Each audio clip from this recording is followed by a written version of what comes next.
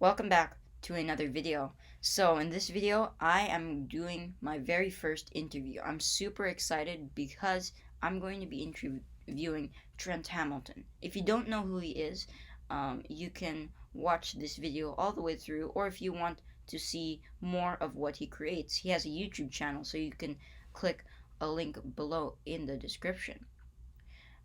Either way, I'm going to leave it to the interview, so I hope you enjoy this video. Okay, so just gonna open my notes here. So thank you, Trent, for joining me for this interview. I'm very All right. happy that you have joined. Yeah, no worries. So before we get started, like with all like the questions and all like about like tech and about like your interests with brass instruments, I would you mind like giving a little bit of an introduction of yourself and your channel? Okay. Hi, my name is Trent Hamilton. I am a YouTube content creator in my spare time. I create videos about these things, brass instruments. I'm a big fan of odd and unusual instruments, and I've been playing ever since the age of 4, which is about 112 years based on my current age.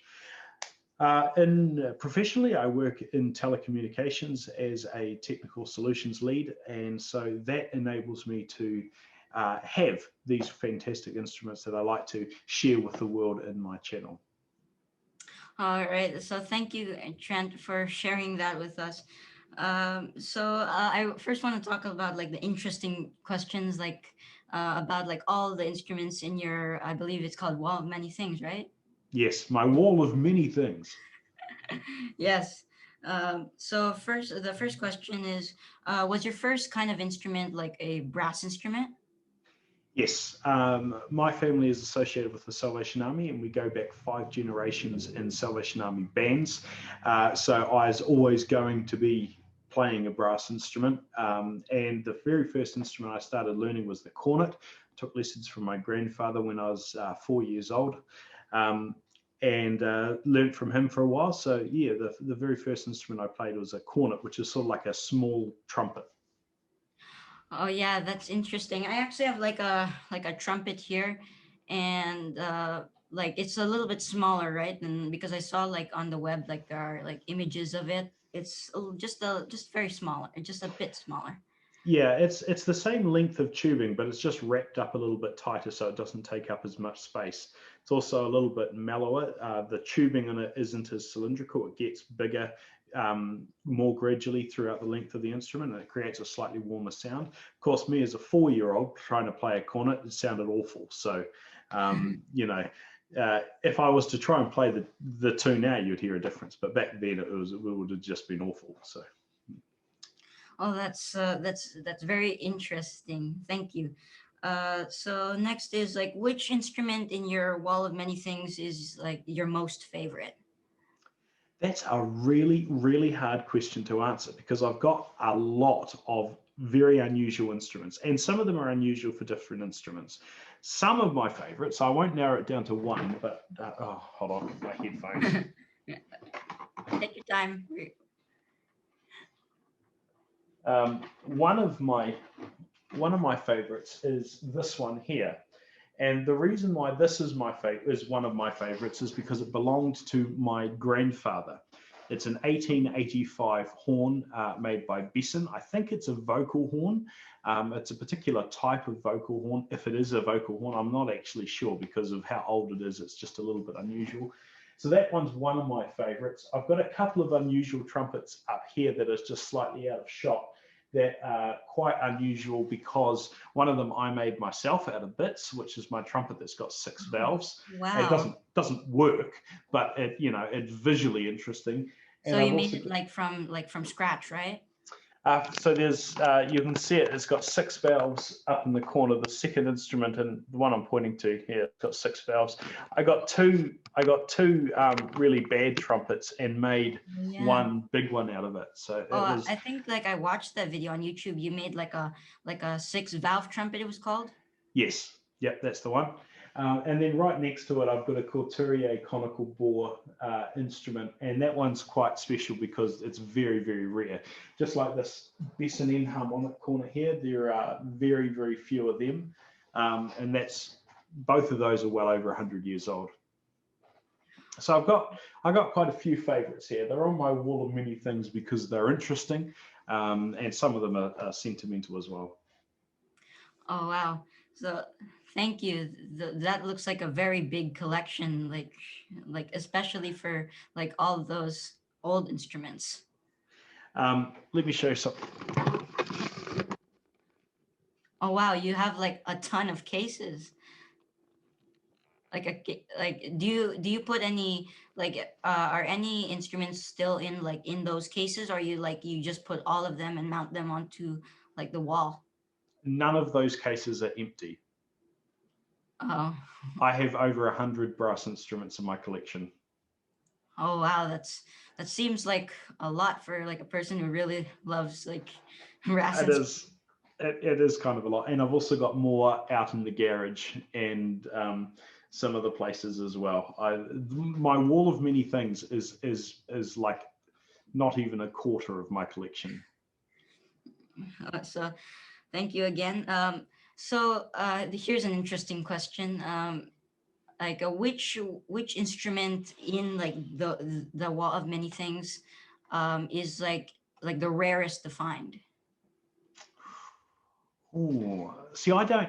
That's also a hard question to answer because I don't know. I don't know how unusual some of these instruments are. This This here is a French-made two-valve flugelhorn. I've never seen anyone like it. It's not particularly special apart from the fact it's only got two valves, but I've never seen anything else like it. So this might be particularly unusual. Oh, that looks like I think like I saw like a video where it was about like the two valve bugle. It only had two valves as well, right? Yeah, that's this one here. Oh, So you can, it's not uncommon to get two valve instruments in certain circles, but having one that's about 130 years old at least, that's made in France, that's only got two valves. I've not seen anything else like that. But other than that, my Couturier conical board trumpet, and I've also got a Couturier conical board cornet, they're both apparently less than 1,000 were ever made in the world, and I've got two. So those are also quite rare. oh wow. So there's like a lot of rare instruments also there. There's a few, yeah. So the next question is a fun one. What is your favorite piece to play on your favorite instrument? Oh, it depends what mood I'm in. See, the instrument I enjoy playing the most also depends on what mood I'm in. If I'm wanting to play something technical, then I'll probably grab a euphonium out and play something on that. If I want to play something really fun, then I'll probably get a bass trombone out and play a march where you can just honk and make lots of loud noises. But it really depends on what sort of mood I'm in. Sometimes I'm in a quieter mood and I'd like to play something slow and melodic and beautiful to listen to. But other times I just want to rip and bust. So I don't really know. I don't really know. I have a few pieces that I go to. Slavish Fantasy is one of my favorites. The Carnival of Venice arrangements are some of my favorites. Harlequin by Spark is one of my favorites that I enjoy playing. So there's a few things there that are sort of my go-to pieces when I play. That's very nice, Trent. Thank you. Uh, and last for the brass instruments is what was your very first instrument that you owned? Oh, that I owned. Like maybe when you're like a child, or maybe when you're a teen. Yeah, yeah. Um, I have a very old cornet. I don't know where it is now, but I think it's the cornet that I learnt to play on. And it used to get kept in a shed, and it's been broken and repaired so many times. I've got it somewhere because I inherited it when my grandfather passed away because it used to belong to him, and it's just in bits. So I think that is the instrument that I learnt on, but I didn't really own it. When I was younger, my parents bought me a bass trombone, a Bach Stradivarius 50 K3, which I sold, sadly. I've been trying to hunt it down and get it back, but I haven't had any luck yet. So the first instrument that I don't know, it's actually really hard to answer because a lot of the instruments I had when I was earlier they didn't belong to me. And the only instrument that I've sort of, the very first instrument that I had purchased for me by my parents, I don't have that anymore.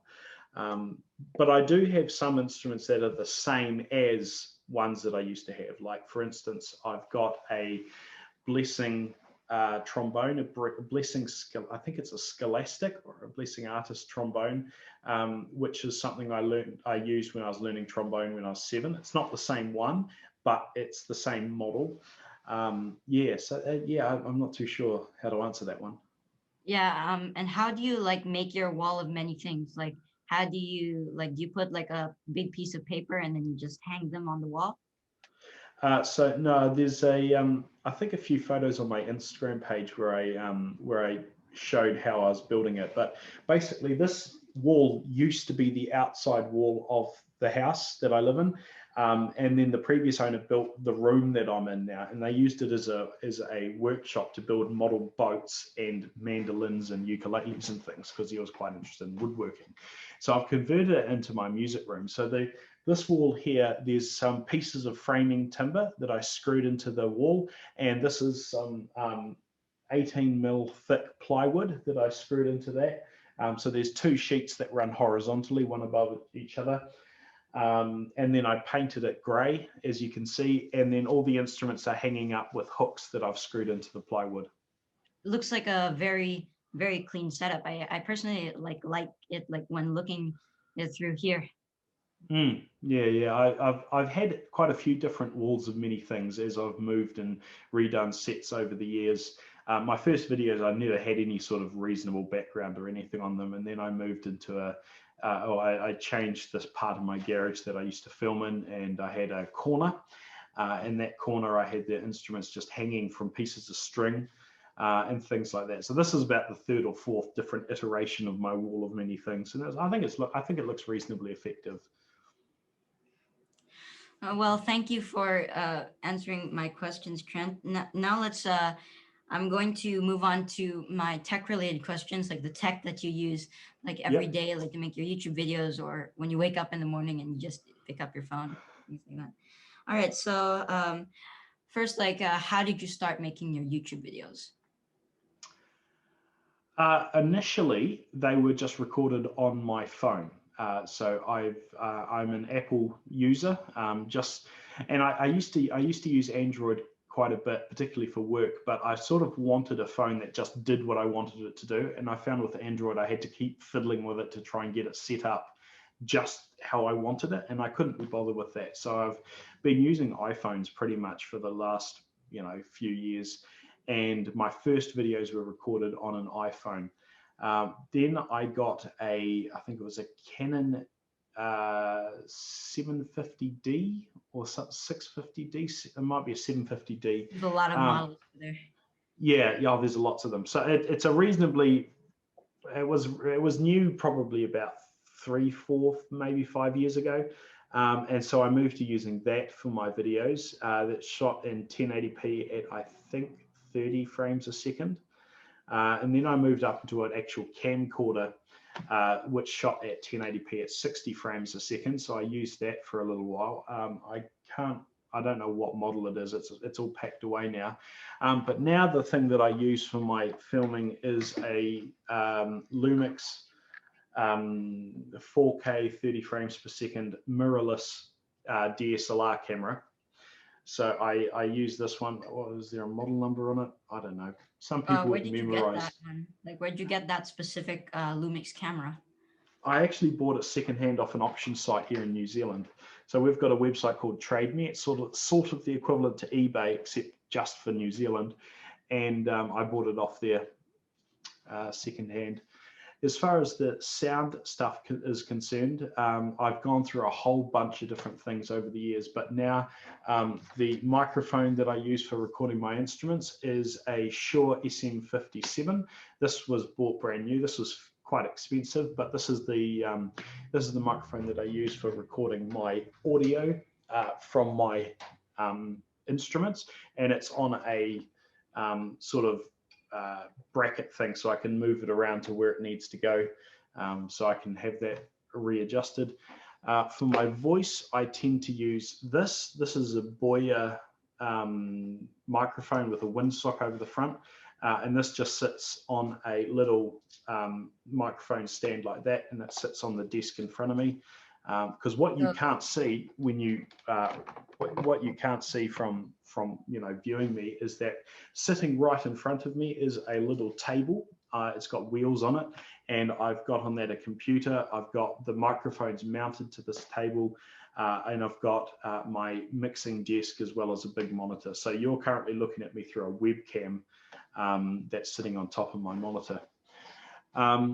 So my microphones go through a Samson MixPad MXP124FX, which down, it's yeah, there.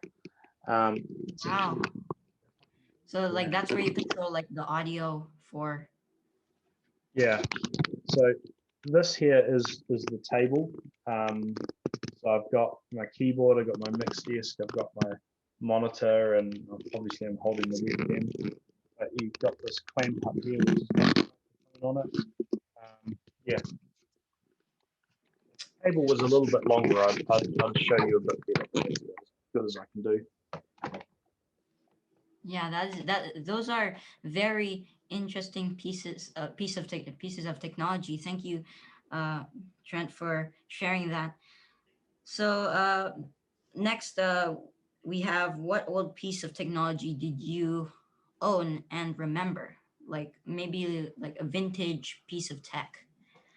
When I first started playing around with computers, I was given a whole bunch of Amiga 500 stuff. So that's going to be well before your time. And in fact, it was already old tech when I first started learning about computers and playing.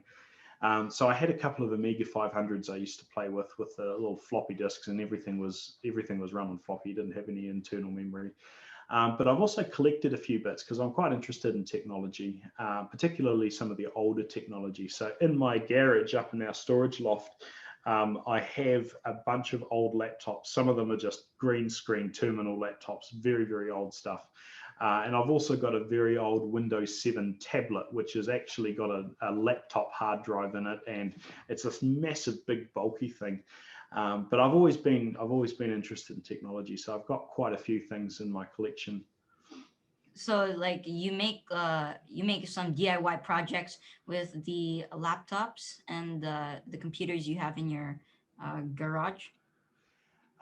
No, not anymore. I used to play around with them quite a bit, but since my daughter was born 3 years ago, or nearly 4 years ago now, I just haven't had the time to fiddle around with them. So I've got all of this old stuff and old instruments and old things that I want to repair and restore and all the rest of it, and I just can't work on any of it because I don't have time. So it's a bit of a shame, really. Yeah, I get that. Now, what video editing software like have you used? Uh, Initially, I started when I was just starting out. I used the one that comes with iPhones or iPads. I can't remember what it's called. I Is it think it's like iMovie? the camera application. I think that's No, what it was called. no. I think yeah, I'd record with that, but then edit the videos. I think it was iMovie. But for the last, how that was only for the first little bit. Ever since then, I used Adobe Premiere. So that yeah, that's what I use to do my video editing. Oh yeah, and how about your live streams? Like how do you like interact with your audience, and how do you record them? So that's a piece of software called XSplit. And that is designed for live streaming. So it manages the various audio inputs, it manages the various camera inputs that you can have. It allows you to see the chat up on the screen and just basically interact with it. So yeah, XSplit is the software I use for that. Yeah, like I actually had like a similar software, and it was called like OBS, where it does like the exact same things that you would do on like the software that you use for your live streams. It just like it can adjust the audio and also the camera inputs where they go. Yeah, I've tried out OBS once, and I never got past the first few minutes of it, and just ended up sticking with XSplit. All right. So lastly, where do you edit and record your videos? I know that you record in like that well many things, but like at the beginning, where would you like record your videos? So my old recording studio in the old house used to be my garage, and I would edit so I'd do all the recording in the garage. Because I do a lot of work with computer networks, I have a very substantial home network here. And in this house, I record obviously on this little cart in front of my wall and many things. Then I copy the video files from my camera to my PC here, and save all the audio and video to this PC. Then I've got a storage server that sits in my garage here, and I've got a 10 gigabit per second network. So I just upload everything from this computer to my storage server. Then I wander on upstairs to my main PC, because this PC is not particularly powerful, and copy everything up to that PC up there. And then do the editing on that machine. That machine is very powerful, so it doesn't take me too long to render the videos and edit them.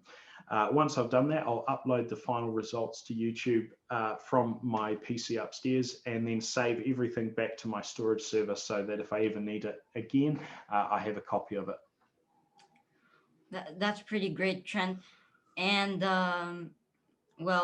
well, actually, my dad, he actually has like some servers like over here, like in a cabinet, and we store like to make my YouTube videos. Like he recommends that I store it into like the server, Yeah. and then when I'm done, I just go on over, because we own like an Apple computer, like a Mac, and then we edit. Yeah, hold on a sec. Hi, darling. Could you go into Mum? Daddy's just a little bit busy right now. Is that okay? Is that your daughter? Yeah. Oh, hello. I'm just doing some video stuff. Could you go find Mummy, please? No, what's that? Could you please go find Mummy? No. We can play a little bit later, okay? No. No want to play. Oh. Yeah, sorry about that. Oh, it's okay. Oh, she's cute. How old is she? You're nearly 4, aren't you? Yeah. Yes. So I've also got a rack of servers out in my garage. I used to actually have 2, because I used to be a server engineer. So I used to have a lot of stuff. I'll see if I can find some old photos. This is what I used to have in my garage. Oh, so like that's like just a server rack for like all the footage that you take before you edit and upload. Over there. So that was 2 server racks, and that was full of game servers and all the other stuff, because I used to be a Windows systems engineer and responsible for looking after data center stuff. So I used to have my own things at home, so I could play with and learn and things like that. Look at this. Okay, I actually have one more, like it's an extra question. It's an interesting Could you one. Could you just wait 1 minute? I need to see if I can get my wife to take my daughter for a moment. Sure. Sorry, I'm back. Okay. It's okay, by the way. I understand, fully understand. So the last question, it's a little bit of an extra. I saw one of those videos, like you were talking about triggers on a trombone, and Yep. I was like thinking to myself, do you have to like tongue each note still, like when you're pressing the triggers? No, not always. So with trombones, there's a variety of different ways that you can play. You can obviously tongue every note. You can sort of doodle tongue or slur tongue, so it's a very soft tongue, but it still gives you the demarcation between notes. When it comes to using the trigger, it's the same effect as pushing a valve down. So when you push the trigger or pull the trigger in, exactly the same as when you push a valve down, it blocks the airflow for a brief second. And when it blocks the airflow, that sounds as though you're tonguing. So if you were to go no trigger, trigger, no trigger, no trigger, and sort of oscillate between having the trigger pulled, it would sound as though you were tonguing, even though you're actually not doing any tonguing. It's just the articulation of the trigger that makes it give that effect. Oh, wow, Trent, that's a very interesting fact that I've learned from you.